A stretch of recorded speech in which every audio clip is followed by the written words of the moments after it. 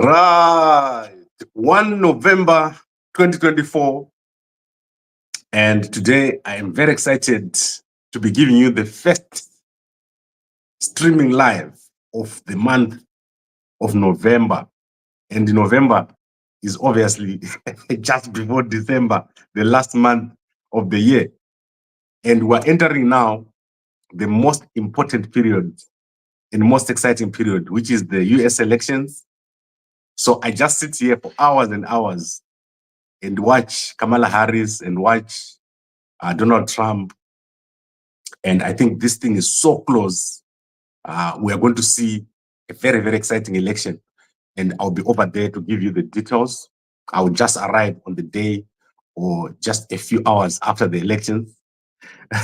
And I would like to thank you all for your support. Gambakwe Media are doing very well.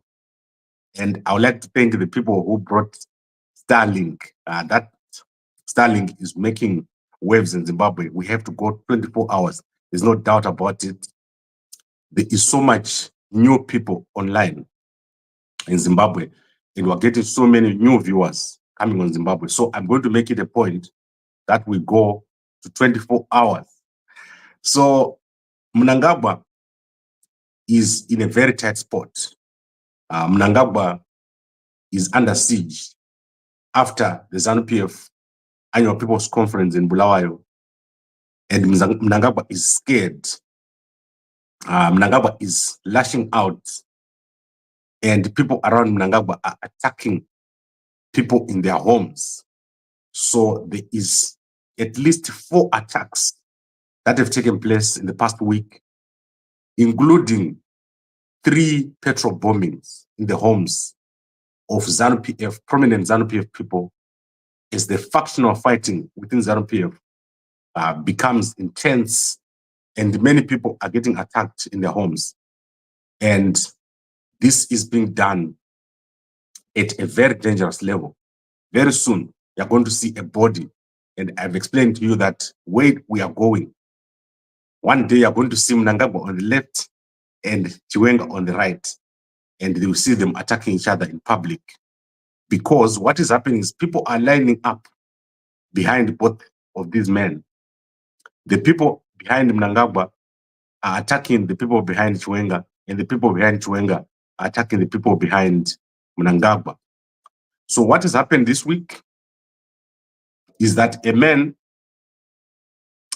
has been found or has arrived at the Blue Roof Mansion, and he refused to leave until he met Grace Mugabe, the former First Lady of Zimbabwe. I did not know that Grace Mugabe was now back in Zimbabwe, but apparently she is. So a man, Gore Mukondiwa, is now in jail after he arrived at the home of Grace Mugabe and refused to leave. And they had to carry him away.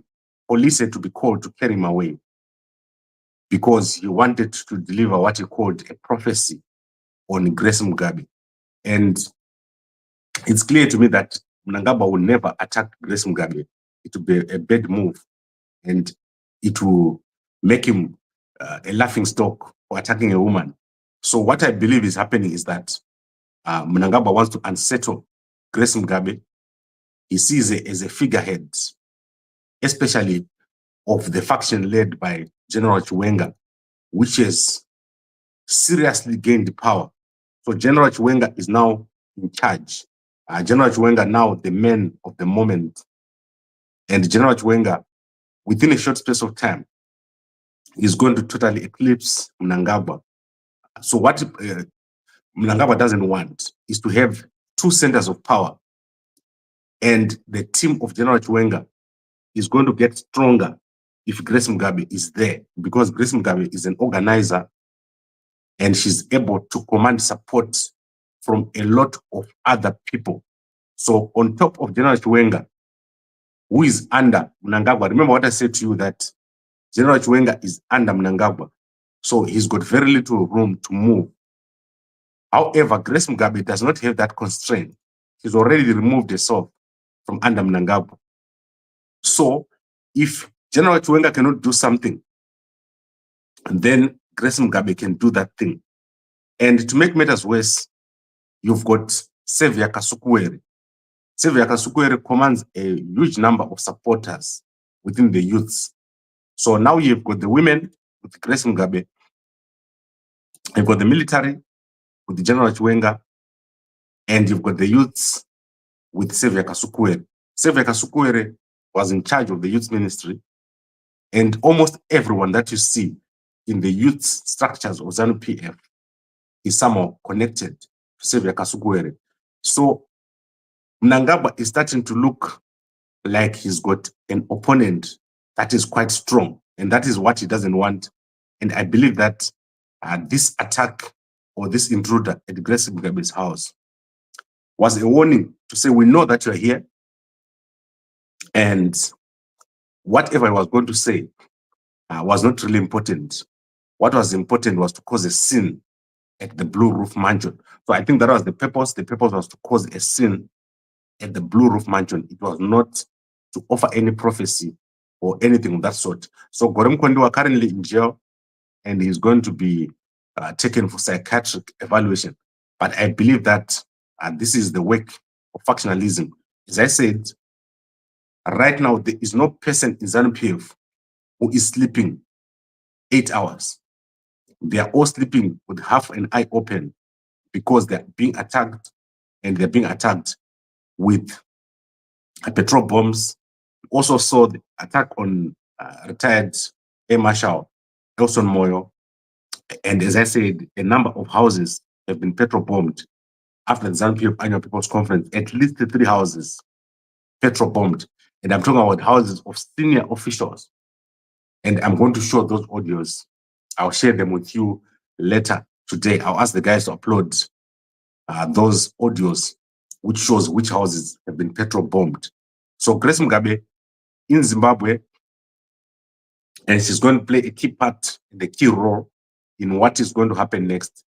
Mnangagwa has got no plan. Mnangagwa is losing power, and Mnangagwa, his stay in office is what we call lame duck.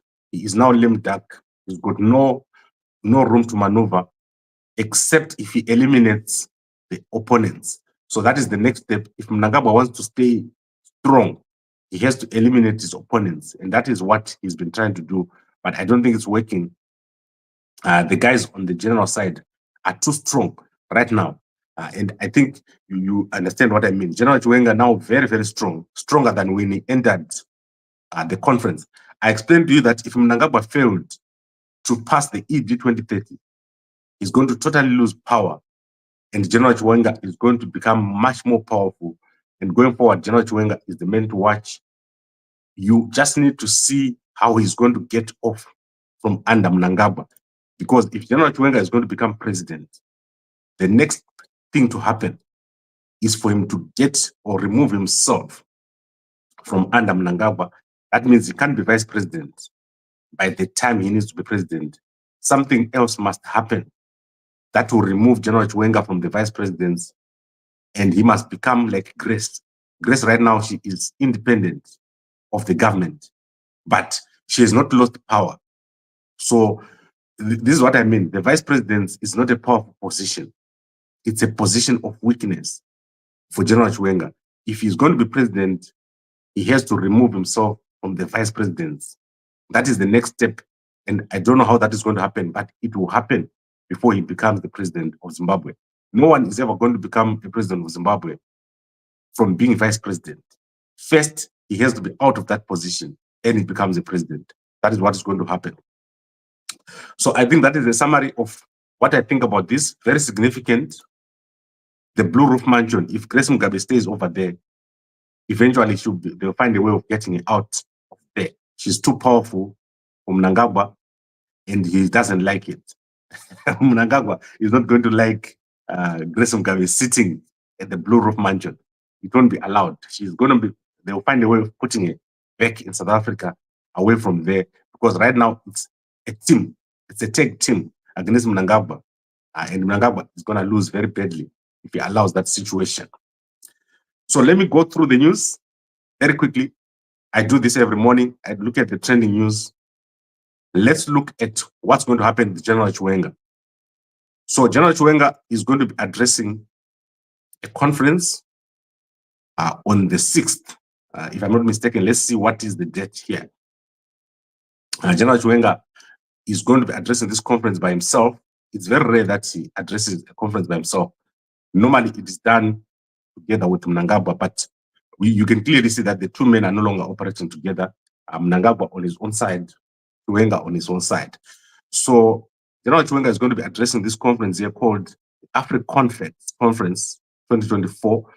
This is going to happen at the HIEC hall. So I'll put this on Gambakwe. Your $100 will make you go over there and see it. But today, Mnangagwa is going to be keeping the graduates at the Great Zimbabwe University. Do you know that I've only been to the Great Zimbabwe University once in my whole life? And I think it was still a college at that time. But the Great Zimbabwe University has become one of the best universities in Zimbabwe, easily number 3. So if you take the Zimbabwe, University of Zimbabwe, NAST, and then you can go to the Great Zimbabwe University. They are doing very, very well. And I think that is because of Mdarazobo over there. They're doing very, very well. The structure that they've taken, the structure at the Great Zimbabwe University is quite interesting.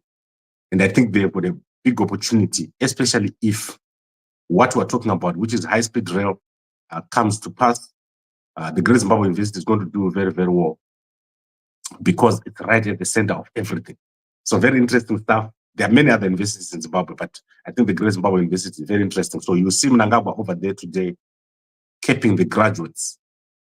Then Zambia Airways has been allowed, finally, to fly into Kenya. You know that there was a fight between Kenya and Zambia. The Zambians had already banned the Kenyans. So now they've allowed them. 3 days ago, Zambia Airways was allowed to fly into Kenya. And I'll be over there very, very soon. I'm going to show you when I arrived in Kenya. My visa is now out for Kenya. Amazing stuff.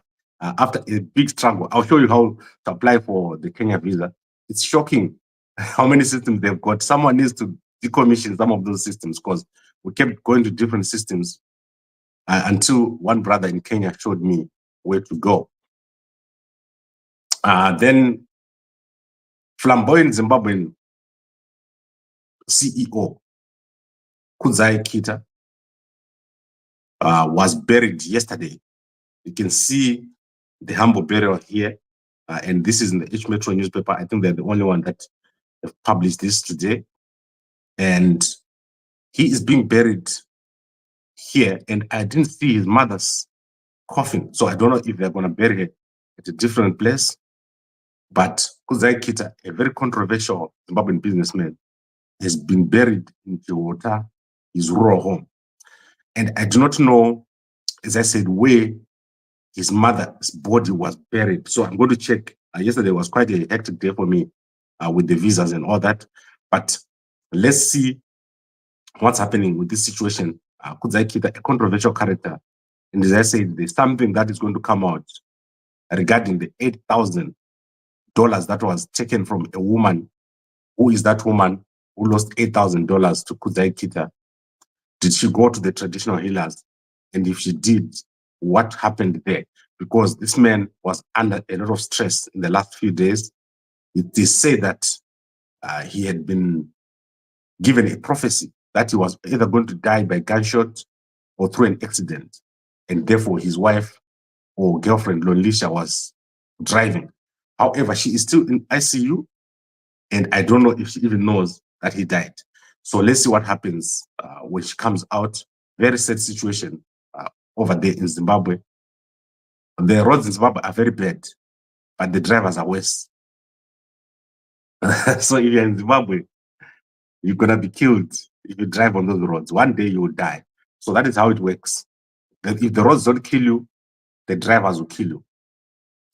One of the youngsters that I was working with in Harare, 1 day he decided to go into public transport. and he died.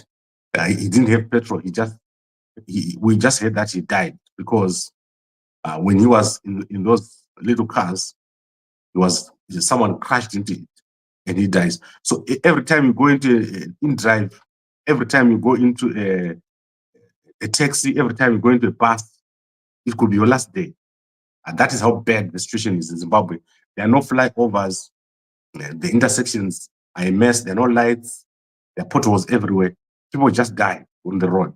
If you drive from Bedbridge to Bulawayo, you just die. There's a bunch of potholes. Victoria Falls to Bulawayo, the worst road ever. And this is because of Mnangagwa. Mnangagwa ari kuuraya vanhu nenzara. So this is what is happening, and I'll give you more details later on today if anything comes up. Then let's go to an appreciation post. I want to appreciate this young lady here, Tanaka Mugowa. She's doing very, very well. Go check out her socials. She's doing a lot of women's work. And she's also very, very pretty. So you can go check her out. She's posted here. She's attending a lot of events and doing a lot of work for young women. And I think these are the kind of people that you need to follow and follow their work. So as I said, doing a lot of work regarding women's sanitary wear and women's development. So check it out. I've seen her all over the place, and she's been quietly moving around without having to remove her clothes or to shout at anyone. You know, most of the popular women in Zimbabwe in social media, they're very loud. They do stunts. She doesn't do any stunts. It's like when I'm watching Titan Kick, I just scroll down and it passes my screen. I just start shaking my head and say, what did I just watch? What did I see just now? And I can't see some of the things that I'm seeing. But here is a person that is showing you value. So very interesting stuff. And I hope that many more funders give support for the work that you're doing. What I've realized is that in Zimbabwe, many people are doing work as independents. No support whatsoever, but it will be done. It will be done. Now, let's go to ZIFA. ZIFA has put out a tender for a sports village. So these are the pictures that they put out. The ZIFA sports village, the upgrade. They want to get a service provider to upgrade their facilities. So this is what they envisage this thing to look like. So that is the ZIFA sports village. The buildings in Zimbabwe are a mess, like the ugliest buildings ever. The landscaping is very bad. So what we're having here is they're going to use funds that they've been given, I think, by FIFA, and they're going to develop a new sports village. It's going to have some technical rooms. It's going to have change rooms. And the plan is that they'll be able to host international teams here. So at the moment, I think they have to do it at hotels. And they also fix the landscaping. So that is the tender that is out there. If you are someone who knows about this, you can go and check out the tender. I'll look for it and paste it on Gambakwe.com. But I don't think most of you will be able to build such a building. Because do you know that in Zimbabwe, there are very few people who can build a building. They have to go to South Africa to get contractors. Building companies in Zimbabwe have been decimated because Mnangagwa gives tenders only to his friends. So local manufacturing and building companies are very rare. If you see a manufacturing or building company, it's probably connected to Mnangagwa somehow. Very crazy stuff that is happening in our country. And one of those people is Westprop here. Westprop is launched a number of flats yesterday. So Westprop is a very interesting company because when they started with tenders from the government. And now they've moved from tenders. However, they are heavily supported by Mnangagwa. Ken Sharp is embarrassing himself with his relationship with Mnangagwa. I used to have respect for him. But after he started connecting himself with Mnangagwa, I just lost respect for him. I don't think he's a businessman. I think if you remove Mnangagwa, his company is going to collapse. That is what I think. Because everything that he's doing right now is connected to Mnangagwa. $70,000 for these flats at Pomona, not a bad price. In fact, The problem is, what do you connect to? Zimbabwe, our problem is connection. Nothing is connected. Our country is a big mess, and you've got little things happening everywhere with no connection. What you need in Zimbabwe is high-speed rail. High-speed rail, plan the cities. We need to put in place at least 5 million units in 5 years. So you can build 5 million houses in Zimbabwe in 5 years, and people will be able to come back home. You put shopping malls, you put markets, you put train stations, not what Mnangagwa is doing right now. And I saw Mayor Mafume yesterday signing a deal with Mbare. And you should have just given me a call and asked me, Gambakwe, how do you do this? What they're planning to do there is a total mess. If you're working in Harare, it's like you're worse off than someone at a growth point. You got tomatoes on the ground, you got the pavements being occupied. Zimbabwe is no longer the country that we know. When I used to work in Harare, it was a pride to be in Harare. I used to host people from foreign countries, and they'll be proud to be in Harare, would shop over there. Now you can't shop in Harare. You can't do anything in Harare. It's like you are in the middle of Baghdad and what is you call those other funny places. I don't know Baghdad, what it looks like now. I mean, like during the time when there was a war. It's crazy what it looks like right now. Just because you got poor planning and the tiles in First Street are coming off. So when you're walking on the floor, it's no longer even. You could easily fall or break a shoe over there. So our country has been destroyed utterly and totally. There is no doubt about it. And someone has to come up and fix what is happening right now. Right, I think I've covered most of the stuff that I wanted to cover. Let me see if there's something I haven't covered. So I want to go to the Chronicle newspaper. As I said to you, I've already covered the H Metro. H Metro, very interesting. H Metro, always one of the best newspapers for me in the mornings. They've got a lot of stories. So let's see what is at B Metro. Right, this is crazy. Guys, the thing that is happening in Bulawayo is like a bad movie, but worse than the one that is in Zimbabwe. So look at this man. This man was in the newspaper last week, and his wife left him on the day of the wedding and went to his ex-boyfriend. Now, Habi, whose wife eloped on wedding night, declares he loves his wife. Bride faced close to midnight. Groom-in-law's first attempted murder charges. So this woman went to her ex-boyfriend and spent the night on the day she was married. And the man is still saying he loves his wife. So this is crazy. I'm telling you, it's unbelievable what is happening. And I think some guys, that is why they did them there, because of this kind of situation.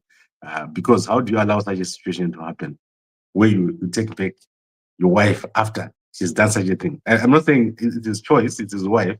He can do whatever he likes. But did you know that in Bulawayo, there is a high number of men ending their own life? So this is the kind of thing that I'm talking about.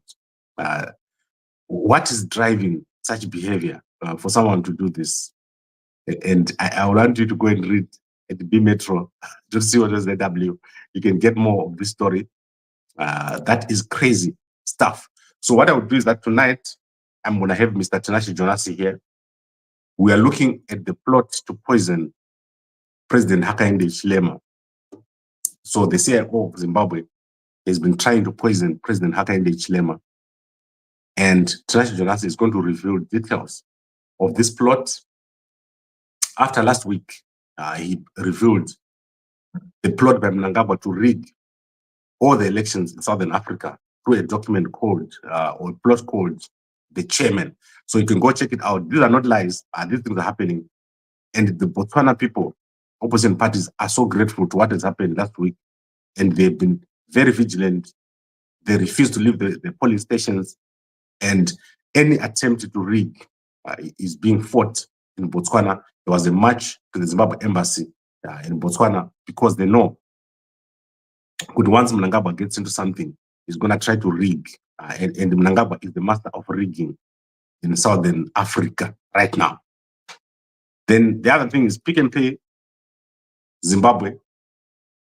They have Pick and Pay in Zimbabwe. They've got 78 shops, a partnership with TM supermarkets.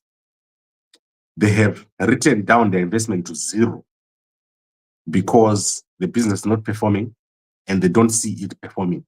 And it's been loss-making for a long time. So they've written it down to zero. And they're saying they want to see if it's going to come back because of the currency issues. If it doesn't come back, they're going to close the whole thing and leave the country. Similarly, Choppies is also going to leave the country, and BAT has reported a loss again because of the ZIG, the issue with the ZIG. And I also think there is a major development right now that is taking place at the Reserve Bank of Zimbabwe. So I want to see what has happened at the Reserve Bank of Zimbabwe, and you can check out this story in the Independent newspaper. The Independent newspaper has revealed details of a massive change in the EXCO or executive structure of the Reserve Bank of Zimbabwe. And I want to take you through this before I leave, because this is very important. The Reserve Bank of Zimbabwe is a mess. And I helped this man when he went into office, Mushayavan. I said to him, fire everyone and put new people. And he didn't do it. And Mushayavan has done worse now. What Mushayavan has done is to restructure the bank from the top. So he restructured the bank from the top, and now he's going to go to the bottom.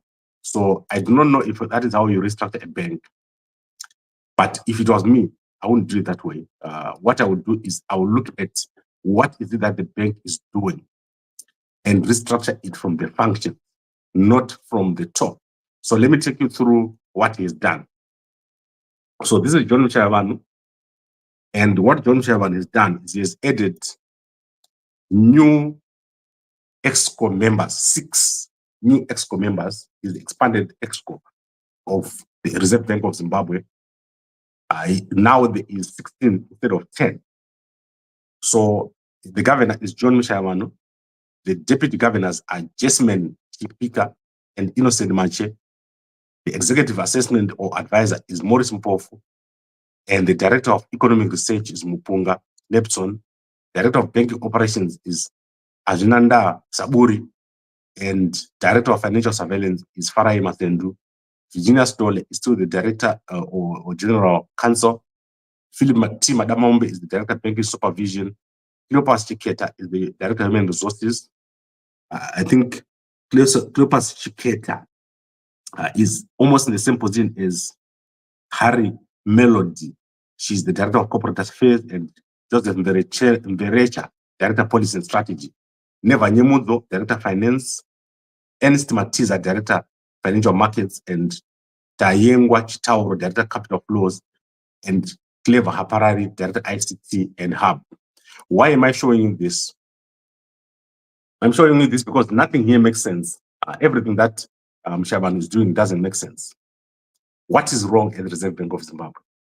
What is wrong at the Reserve Bank of Zimbabwe is the bank is operating without proper information internally and externally. And the bank has got the wrong people. So first and foremost, you need to fix the structures inside the bank, the process inside the bank, and the functions inside the bank. What is the Reserve Bank about? That's what you need to fix first. And then when that is fixed, you set up your EXCO, you fix your EXCO. The problem in the Reserve Bank of Zimbabwe is the wrong people inside the positions. So eventually he has to fire people from the bank. Remember what I've been saying, fire the deputy governors, fire anyone in surveillance, fire anyone who handles cash, fire anyone who is in audit. Do you see what he's done? He's not done it because the actual processes or functions of the bank are not working. Let's look at the ZIG right now. What is the information on the ZIG? If you go on the RBZ side today, what is there? If you go into the weekly report, what is there? That information is not there. The market is starved of information. Is the ZIG the right thing to do? Where is that strategy? So someone like, who is the head of strategy here?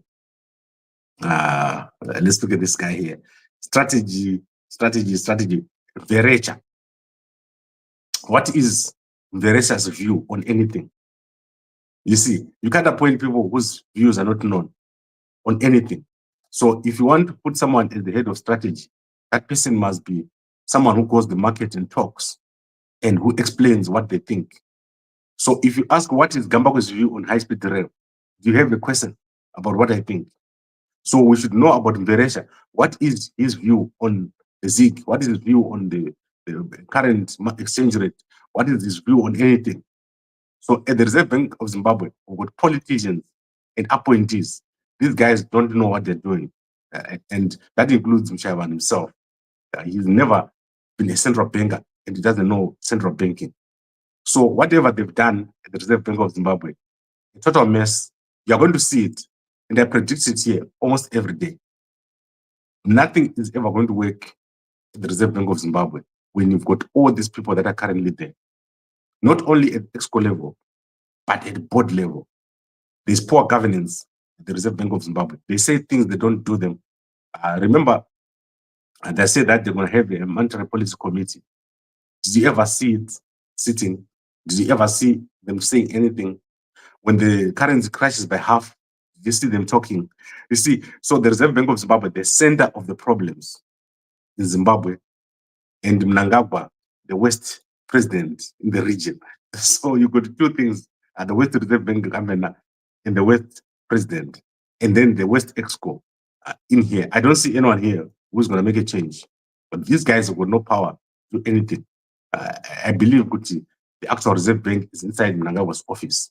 And these guys are just there to hold positions, to wear suits, and to look pretty.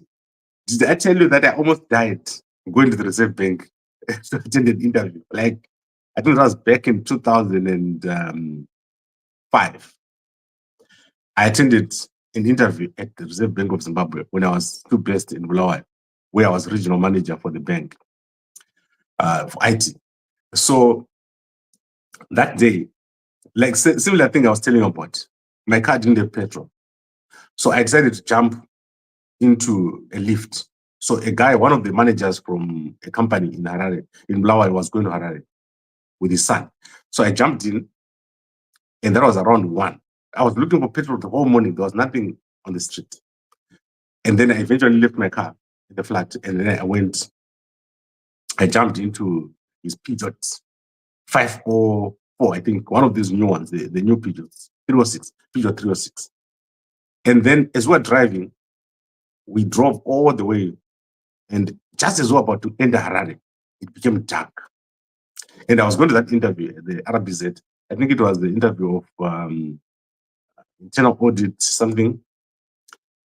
So we were just about to get to Harare, close the roundabout, where there was an incident yesterday, but by the suburbs. And we were moving quite fast because we wanted to get there before it even got dark. And before we knew it, a haulage truck just appeared in front of us. He tried to brake as much as we could. And we went into that haulage truck. I was sitting in the back with I think we picked up 2 other guys.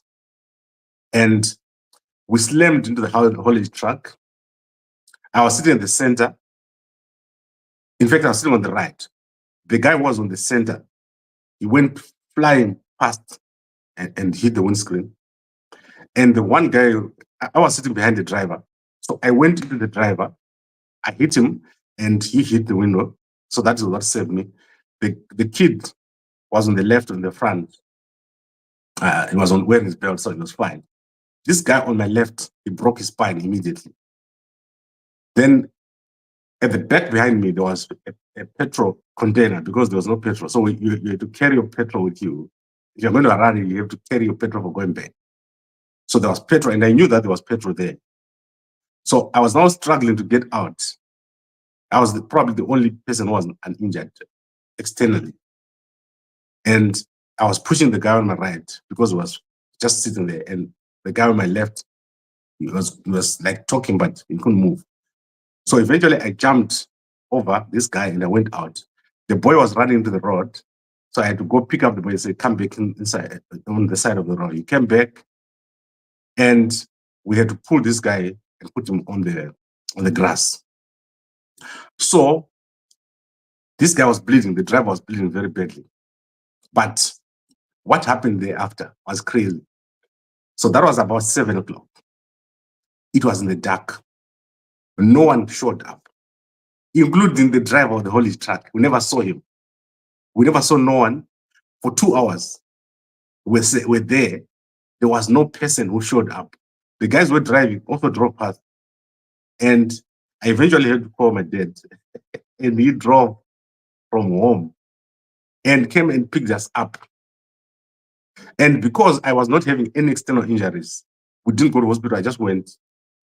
And I left those guys sitting there. I also left them. I don't know what happened to them. And then the next day, I went to the RBZ to attend the interview. So I went there and I attended the interview. I was still fine. The thing that happened to me after that is that for the next 6 months, I had internal injuries that could not heal. Can you believe it? That I had internal injuries. I could feel scars healing inside my body.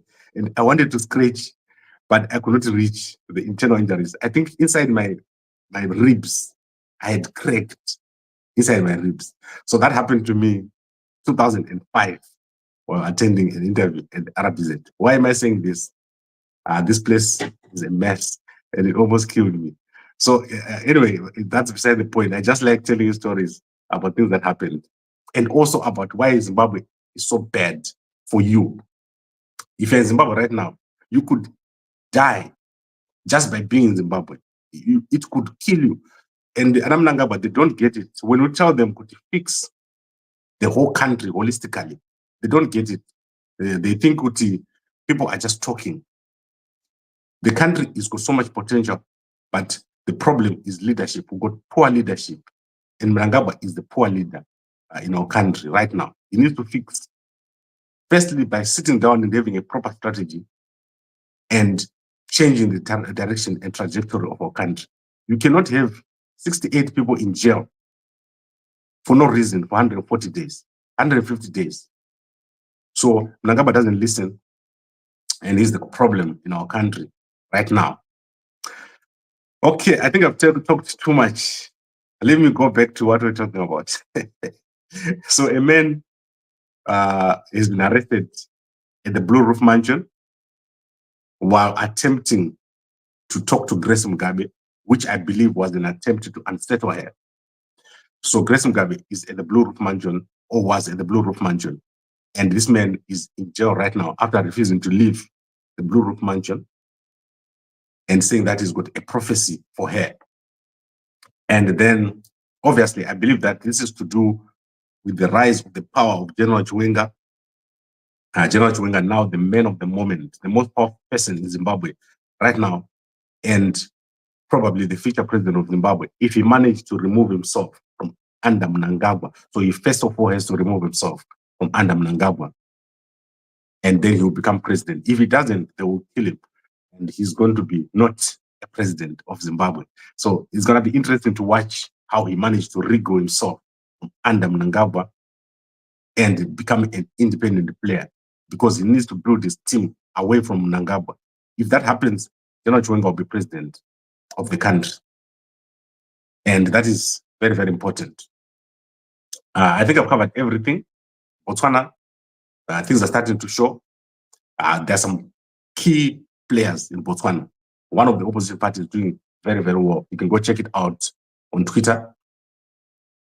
But the presidential election results out this weekend. It's going to be very interesting to watch what is going to happen in Botswana, because there is a potential that ZANU-PF tried to rig over there. Then, obviously, retired Air Marshal Elson Moyo, still in intensive care. I do not know. I don't have an update. Yesterday, I didn't follow up on this case.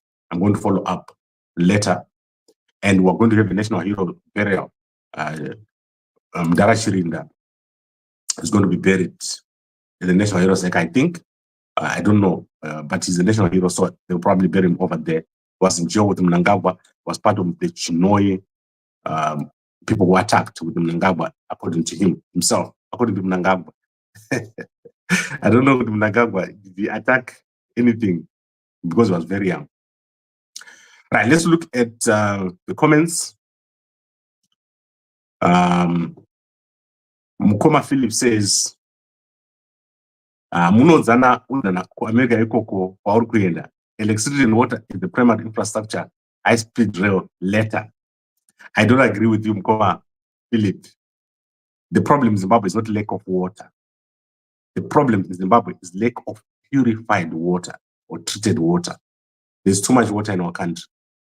Do you know that the Zimbabwe Matabeleland water project, the pipes are still sitting at Sizinda because Mugabe and his people and Mnangagwa, they do not want the Ndebele people to have a project that will give them water?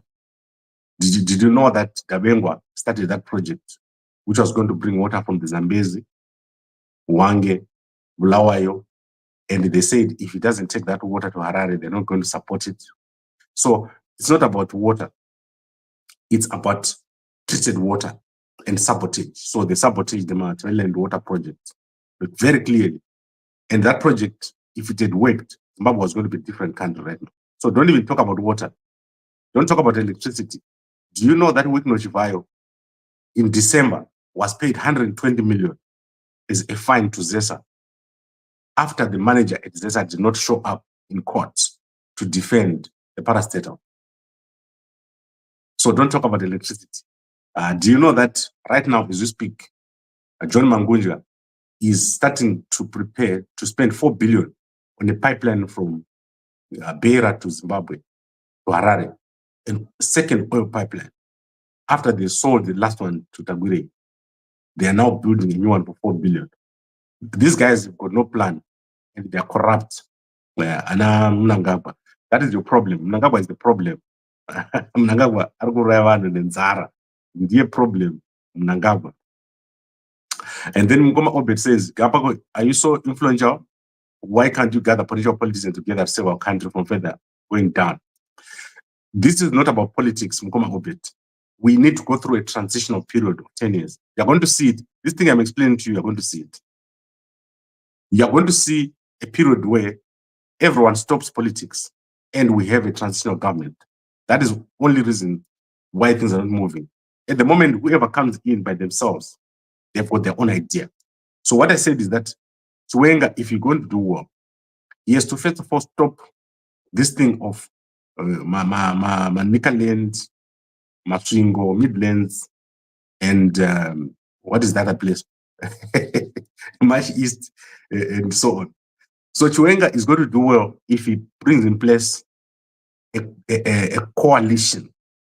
That is people from different backgrounds, led by technocrats, and the politicians become or go on the background. So that is the problem that we've had. It's not one person and it's not a politician. If you put Chamisa right now, today, he's not going to succeed because Zimbabweans are toxic. So what is going to happen is Chamisa will come into office, he will try and he will fail because the people who are supposed to implement are wrong. So you need someone that can finish projects. And Chiwenga is very good at finishing projects, but he needs to build a team. And I don't think Chiwenga is good at building a team. That is my problem with Chiwenga. I don't think he can build a team. He's to prove me wrong. But I think he needs to show a strong team. Right now, in his team, there's no one strong. In fact, he's part of someone else's team. So I want to see Chiwenga building a team. Then I know that Chiwenga can do well. The worst people in management are the people that think they can do everything. So if you see someone that thinks they can do everything, that person won't succeed. So let's see what Chiwenga is going to do now that he's got the opportunity. Is he going to be able to build a strong team that will lead the economic revival of Zimbabwe? Because what you need in Zimbabwe is, do you know how many documents are out there? Everything that you can think of has been proposed to Mnangagwa. Documents have been sent to Mnangagwa, documents have been sent to ZIDA, and they're just sitting there because of lack of implementation. So we need a leader that's going to say, these are the priorities: high-speed rail, planned cities, 5 million houses, 2 houses this soldier, and tourism-based economy. Let's fix that. I'm giving you an example. If I was the guy, I would do that. Then what has been proposed? What is Mnangagwa not finishing? And finish that.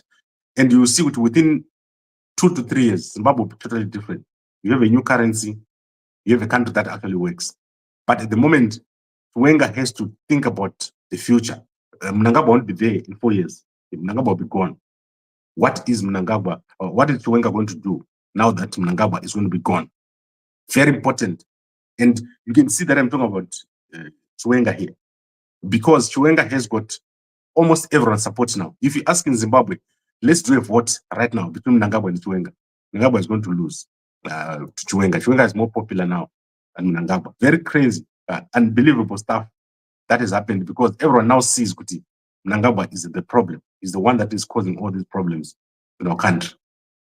So before I start campaigning for Chiwenga, because I don't know Chiwenga, I've never met him, I've never talked to him.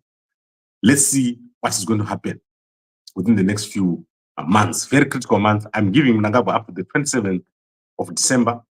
If he doesn't move, he is going to be moved. So thank you very much, everyone, for watching. I'll see you in the evening as we talk to Mr. Tinashe Jonas about the plot to poison Zambian President Hakainde Hichilema. Thank you very much, and a good day to you all.